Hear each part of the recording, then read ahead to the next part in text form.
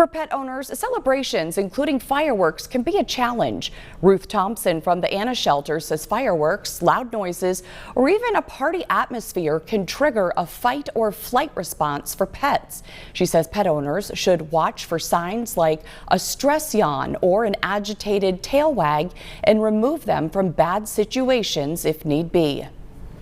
So there are things like thunder shirts, the compression, kind of like we have those weighted blankets. There are compression clothes like that you can put on the dogs. If you can keep them in an area where they're not going to hear the noise, a noise machine, maybe some music, something calming for the dogs. Thompson says the situation can lead to runaway pets.